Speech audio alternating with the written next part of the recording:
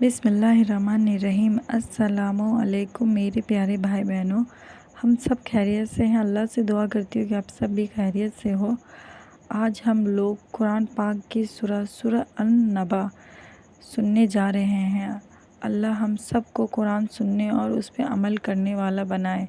सूरह अन-नबा एक ऐसी सूरह है जो हमें क़यामत के दिन की याद दिलाती है, उस दिन की जब सब कुछ खुल जाएगा और हर शख्स अपने अमाल का सामना करेगा। आइए कुरान सुनते हैं। कुरान सुनना भी सवाब है। इस नियत से आप भी सुनिए और अपने लोगों को भी सुनाइए, शेयर कीजिए और अल्लाह हम सब को दीन पे चलने वाला और उस पे अमल करने वाला बनाए। आमीन। عَمَّ يَتَسَاءَلُونَ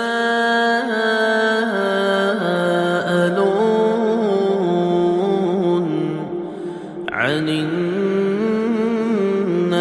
الْعَظِيمِ الَّذِي هُمْ فِيهِ مُخْتَلِفُونَ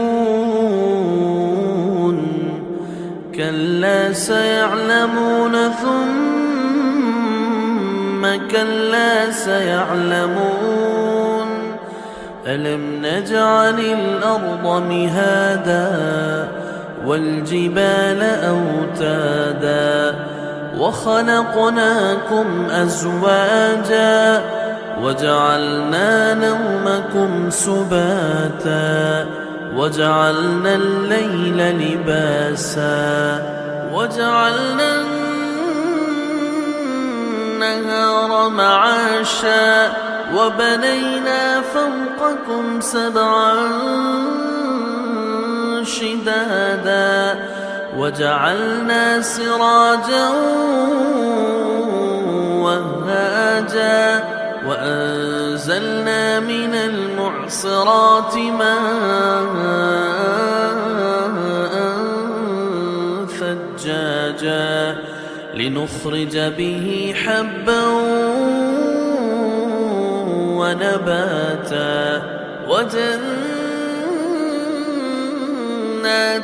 أَلْفَافًا إِنَّ يَوْمَ الْفَصْلِ كَانَ مِيقَاتًا يَوْمَ يُنفَخُ فِي الصُّورِ فَتَأْتُونَ أَفْوَاجًا وَفُتِحَتِ السَّمَاءُ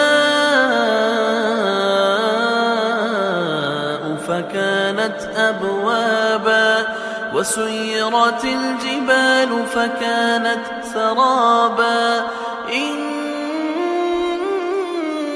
جَهَنَّمَ كَانَتْ مِرْصَادًا لِلطَّاغِينَ مَآبًا لَابِثِينَ فِيهَا أَحْقَابًا لَا يَذُوقُونَ فِيهَا بَرْدًا وَلَا شَرَابًا إِلَّا حَمِيمًا وَغَسَّاقًا جَزَاءً وِفَاقًا إِنَّهُمْ كَانُوا لَا يَرْجُونَ حِسَابًا وَكَذَّبُوا بِآيَاتِنَا كِذَّابًا وَكُلَّ شَيْءٍ أَحْصَيْنَاهُ كِتَابًا فَذُوقُوا فَلَن نَّزِيدَكُمْ إِلَّا عَذَابًا إِنَّ لِلْمُتَّقِينَ مَفَازًا حَدَائِقَ وَأَعْنَابًا وَكَوَاعِبَ أَتْرَابًا وَكَأْسًا دِهَاقًا لَا يَسْمَعُونَ فِيهَا لَغْوًا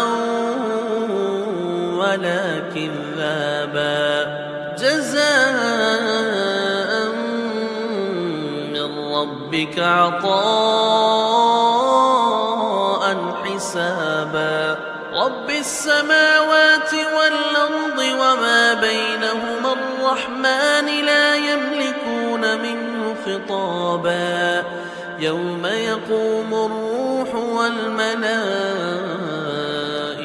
صَفًّا لَّا يَتَكَلَّمُونَ صفا لا يتكلمون إلا من أذن له الرحمن وقال صوابا ذلك اليوم الحق فمن شاء اتخذ إلى ربه مآبا إنا أنذرناكم عذابا قريبا يوم ينظر المرء ما قدمت يداه